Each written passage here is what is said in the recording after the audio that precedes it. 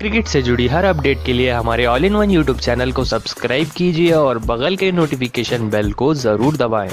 दोस्तों, अगर आप भी उमरान मलिक को एक तूफानी गेंदबाज मानता है तो इस वीडियो को दिल से लाइक एक बार जरूर करते हुए जाएं। दोस्तों, गुजरात टाइटंस बनाम सिकंदराबाद के बीच में आईपीएल 2022 का 40वां मुकाबला शुरू हो चुका है। दोस्तों, इस मुकाबले में गुजरात टाइटंस की तरफ से हार्दिक पांड्या ने टॉस जीता और गेंदबाजी का किया फैसला। पहले बल्लेबाजी करने उतरी हैदराबाद की टीम। दोस्तों, पहला झटका लगा हैदराबाद को खराब शुरुआत के बाद केन विलियमसन का, जो इस तरह से बोल्ड होकर रह गए शामी की इन स्विंगर गेंद पर। 226 रन पर पहला झटका लगा एसआरएच को। 5 रन बनाकर 8 गेंदों का सामना करते कप्तान विलियमसन अपनी बड़ी विकेट गवा बैठे। उनके बाद राहुल त्रिपाठी आए थे। आते ही इन्होंने भी कुछ अच्छे शॉट्स लगाए, लेकिन इस तरह से एलबीडब्ल्यू आउट होकर रह गए। मोहम्मद शामी की अंदर आती हुई गेंद पर गुजरात टाइटंस ने रिव्यू लिया। विकेटों के बीचों बीच पाए गए राहुल त्रिपाठी, जिसके चलते इस मुकाबले में 16 रन बनाकर 10 गेंदों का सामना करते राहुल त्रिपाठी आउट हुए। उनके बाद मैदान पर पहले सलामी बल्लेबाज अभिषेक शर्मा ने बेहतरीन बल्लेबाजी की। दोस्तों, इन्होंने एक अच्छी नींव तक पहुंचाया एसआरएच की तूफानी बल्लेबाजी को और अपनी तूफानी बल्लेबाजी से इस मुकाबले में अर्धशतक भी पूरा किया। दोस्तों, सिर्फ 33 गेंदों में 51 रनों की धाकड़ पारी खेली थी, लेकिन ये बल्लेबाजी कर रहे थे दूसरे एंड से निकोलस पूरन मात्र 3 रन बनाकर 5 गेंदों का सामना करते आउट होकर रह गए और उनका साथ देने आया एडम मार्करम और दोनों के बीच में बेहतरीन साझेदारी हो रही थी। लेकिन उसके बाद इस तरह से अल्जरी जोसेफ की गेंद पर बड़ी विकेट मिली। अभिषेक शर्मा बोल्ड होकर रह गए। 265 रनों की बेहतरीन पारी खेल 42 गेंदों का सामना करते अभिषेक शर्मा बोल्ड होकर रह गए। लेकिन उसके बाद भी इस मुकाबले में एडम मार्करम ने तूफानी बल्लेबाजी की अभिषेक शर्मा के आउट होने के बाद और अपना तूफानी अर्धशतक पूरा किया तूफानी मुकाबले में। अंतिम में आकर ये भी अभिषेक दयाल की इस गेंद पर बड़ा शॉट तो खेल बैठे और गेंद गिरी डेविड मिलर के हाथों में, जिसके चलते ये भी 56 रन बनाकर 40 गेंदों का सामना करते हुए आउट होकर रह गए। उनके बाद वाशिंगटन सुंदर भी इस तरह से रन लेने के चक्कर में रन आउट हो बैठे अल्जरी जोसेफ के हाथों और मात्र 3 रन बनाकर 4 गेंदों का सामना करते अपनी बड़ी विकेट गवा बैठे। अंत में मैच को फिनिश किया मार्को जेनसन ने। जी हां दोस्तों, और उनका साथ दिया शशांक सिंह ने। दोस्तों, आखिरी ओवर में 3 छक्के लगाए शशांक सिंह ने। 6 गेंदों पर 25 रनों की पारी खेली, जिसके चलते 155 रन लगा चुकी है गुजरात टाइटंस के खिलाफ एसआरएच की टीम। जी हां दोस्तों, 155 रन जैसा पहाड़ जैसा लक्ष्य बना चुकी है हैदराबाद की टीम। टारगेट का पीछा करते हुए गुजरात की शुरुआत अच्छी रही। एक तरफ से साहा अच्छी बल्लेबाजी कर रहे थे तो दूसरे एंड से शुभमन गिल भी थोड़ी सी लय में नजर आ रहे थे, लेकिन तभी उमरान मलिक ने इस तरह से यॉर्कर गेंद पर बुरी तरह से बोल्ड कर रख दिया शुभमन गिल को। 69 रन पर पहली विकेट गिरी गुजरात की। शुभमन गिल 22 रन बनाकर 24 गेंदों का सामना करते अपनी बड़ी विकेट गवा बैठे। उनके बाद कप्तान हार्दिक पांड्या आए थे, लेकिन ये भी इस तरह से शॉर्ट गेंद पर उमरान मलिक की फंस गए। टॉप एज लेकर गेंद गिरी मार्को जेनसन की गोदी में बाउंड्री के पास, जिससे चलते कप्तान हार्दिक पांड्या की बड़ी विकेट मिली। 10 रन बनाकर हार्दिक पांड्या मात्र 6 गेंदों का सामना करते अपनी बड़ी विकेट गवा बैठे और यहीं पर उमरान मलिक ने 2 बड़े झटके दे दिए थे गुजरात को। ऐसे में दोस्तों, आप सभी को बता दें, गुजरात के पहले सलामी बल्लेबाज इस मुकाबले में अच्छी बल्लेबाजी कर रहे थे, जिनका नाम था वृद्धिमान साहा। दोस्तों, देखते ही देखते वृद्धिमान साहा ने इस मुकाबले में बेहतरीन बल्लेबाजी की और अपना तूफानी अर्धशतक भी पूरा किया इस धाकड़ मुकाबले में। ऐसे में उनका साथ दे रहे थे डेविड मिलर और दूसरे एंड से वृद्धिमान साहा भी अच्छी बल्लेबाजी कर रहे थे।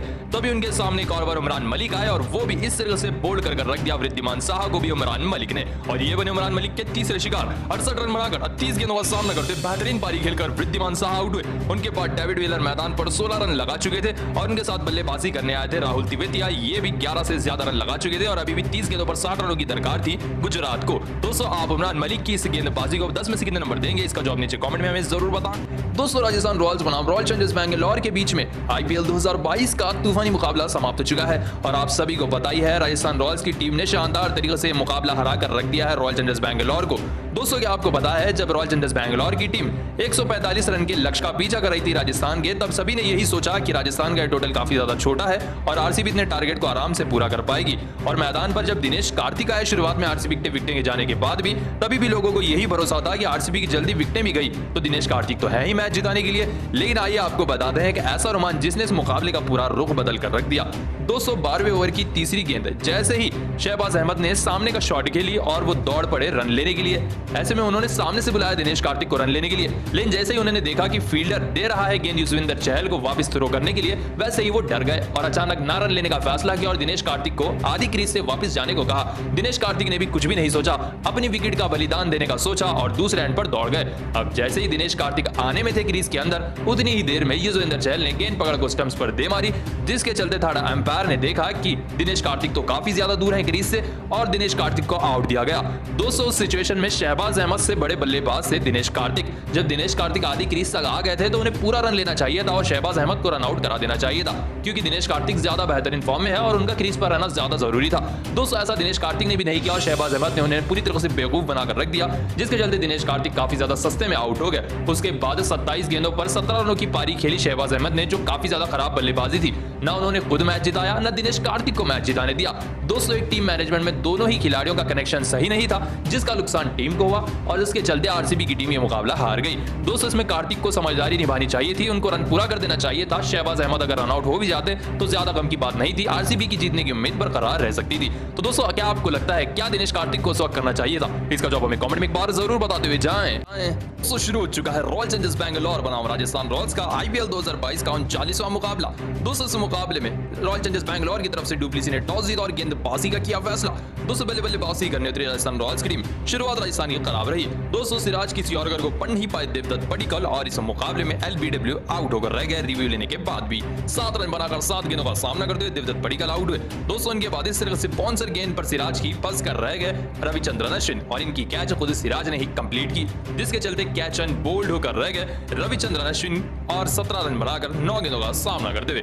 दोस्तों इनके बाद बड़ी मछली जाल में फंसी जॉस बटलर के रूप में। दोस्तों हेजलवुड की इस गेंद को सामने मार बैठे जॉस बटलर और डाइव मारकर इस गेंद को पकड़ लिया सीधा सामने खड़े सिराज ने, जिसके चलते 8 रन बनाकर 9 गेंदों का सामना करते हुए जॉस बटलर अपनी बड़ी विकेट गवा बैठे।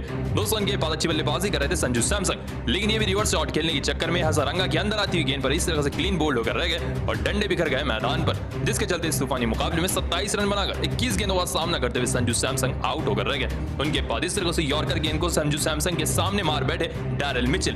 दोस्तों हेजलवुड की ये गेंद थी, ग्लेन मैक्सवेल ने इनकी कैच पकड़ी और डेब्यूटेंट बल्लेबाज डैरिल मिचेल मात्र 16 रन बनाकर 24 गेंदों का सामना करते हुए खराब बल्लेबाजी के चलते आउट हुए।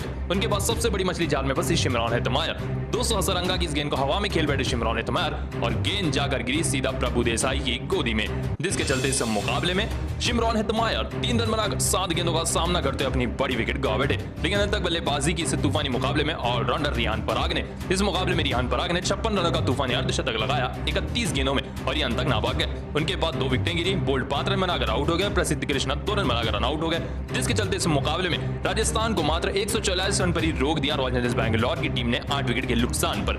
जी हां दोस्तों, राजस्थान रॉयल्स की टीम ने 144 रन लगा दिए हैं 8 विकेट के नुकसान पर अपने निर्धारित 20 ओवर में। तो दोस्तों आप आरसीबी की तूफानी गेंदबाजी को 10 में से कितने नंबर देंगे? इसका जवाब हमें कमेंट में एक बार जरूर बताते हुए जाएं। दोस्तों चेन्नई सुपर किंग्स को 11 रनों से पंजाब किंग्स के खिलाफ आखिरी ओवर में शिकस्त मिली। दोस्तों आप सभी को ये बात हम पहले ही क्लियर कर दे, चेन्नई सुपर किंग्स की टीम को आखिरी 6 गेंदों पर 26 रनों की दरकार थी। महेंद्र सिंह धोनी इतने रन नहीं लगा पाए और सर जडेजा भी नहीं लगा पाए, लेकिन इससे कई ओवर पहले ही चेन्नई सुपर किंग्स ये मुकाबला हार चुकी थी जब सर जडेजा और अंबती रायडू बल्लेबाजी कर रहे थे। दोस्तों जैसे ही अंबती रायडू के सामने सर जडेजा बल्लेबाजी करने आए तो शांति में बल्लेबाजी कर रहे थे सर जडेजा। ऐसा लग रहा था कि उनके ऊपर कोई प्रेशर है ही नहीं, वो इसलिए ऐसी बल्लेबाजी कर रहे थे क्योंकि दूसरे एंड से अंबती रायडू तूफानी फॉर्म में थे और छक्के पे छक्का लगाते जा रहे थे। लेकिन जडेजा ये भूल गए कि एक ही प्लेयर के ऊपर पूरी टीम मैच नहीं जीत सकती। दोस्तों ये बात उनको तब पता चली जब रबाडा की इस गेंद पर इस तरह से बोल्ड होकर रह गए अंबती रायडू और इस मुकाबले में अंबती रायडू 78 रन बनाकर 49 गेंदों का सामना करते आउट हुए और रायडू के आउट होते ही पूरे पंजाब किंग्स के खेमे में खुशी का माहौल आ गया। लेकिन उसके बाद महेंद्र सिंह धोनी आ गए, लेकिन 7 गेंदों पर 28 रनों की दरकार थी। सर जडेजा इस सिचुएशन को पढ़ नहीं पाए, महेंद्र सिंह धोनी के ऊपर प्रेशर आ गया।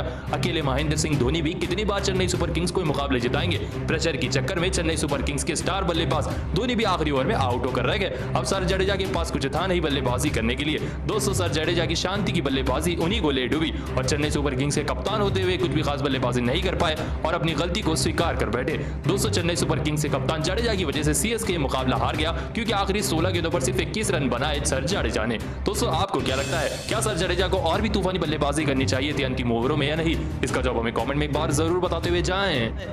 दोस्तों पंजाब किंग्स और चेन्नई सुपर किंग्स का तूफानी मुकाबला समाप्त हो चुका है। तो आइए आप सभी को बताते हैं आखिरी ओवर का पूरा रोमांच। देखिए अंतिम ओवर का पूरा रोमांच। 227 रन चाहिए थे 6 गेंदों पर जीतने के लिए चेन्नई सुपर किंग्स को पंजाब किंग्स के खिलाफ। महेंद्र सिंह धोनी स्ट्राइक पर थे और उनके सामने गेंदबाज थे ऋषि धवन। दोस्तों आप सभी को बता दें चेन्नई सुपर किंग्स 187 रन के लक्ष्य का पीछा कर रही थी। दोस्तों जैसे ही पहली गेंद डाली ऋषि धवन ने पैरों पर महेंद्र सिंह धोनी को, तो महेंद्र सिंह धोनी ने फ्लिक कर गेंद को पहुंचाया सीधा अंतरिक्ष में और पहली गेंद पर आ गया छक्का। अब चाहिए थे 5 गेंदों पर 21 रन। तो अगली गेंद जैसे ऋषि धवन ने बाउंसर फेंकी तो गेंद महेंद्र सिंह धोनी के सिर के ऊपर से चली गई और अंपायर ने इसे वाइड दिया, जिसके चलते अब 5 गेंदों पर 20 रनों की दरकार थी। स्ट्राइक पर थे महेंद्र सिंह धोनी। दोस्तों अगली ही गेंद करारा यार कर रखा ऋषि धवन ने महेंद्र सिंह धोनी को और ये गेंद हो गई डॉट, जिसके चलते अब 4 गेंदों पर 20 रनों की दरकार थी। स्ट्राइक पर थे महेंद्र सिंह धोनी।